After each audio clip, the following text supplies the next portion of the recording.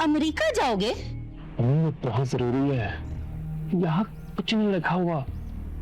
वो वहां लाखों रुपए कमा रहा है और मुझे यहाँ कोई 10,000 की नौकरी भी नहीं मिलती।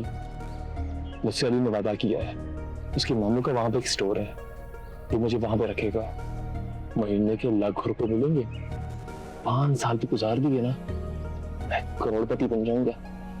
ना बाबा, मेरा दिल इतना बड़ा नहीं है कि मैं तुम्हें अपनी नजरों से दूर कर सकूं। रहने दो तुम। मम्मी, अच्छे मुस्तकबिल के लिए जाना तो पड़ेगा।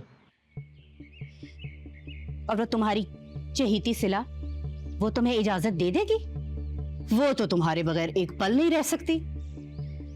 या फिर ये क्यों नहीं कहते कि तुम उसकी खातिर जा रहे हो?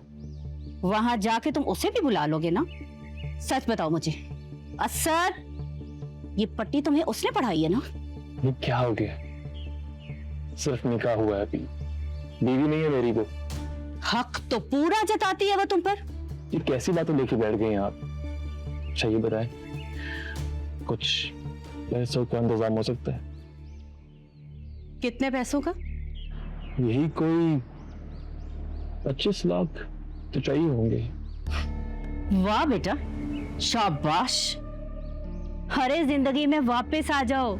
ये जिस घर में तुम रह रहे हो ना, ये ना तो मेरा है ना ही तुम्हारे अब्बा का, तुम्हारे ताया का है, जो अल्लाह बख्शे अपनी जिंदगी में इतना कर्जा चढ़ा बैठे हैं ना कि इस घर को बेचे तो भी इतने पैसे नहीं बचने वाले।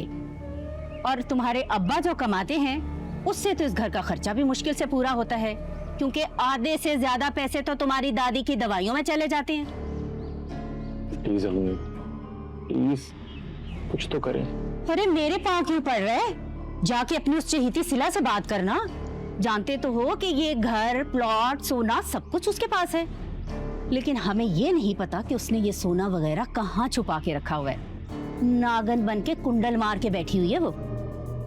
बात तो ठीक कर रही हैं आप, मैंने पहले क्यों नहीं सोचा? मैं उससे बात करूंगा। कहीं दे ही ना दे हातम ताई की औलाद।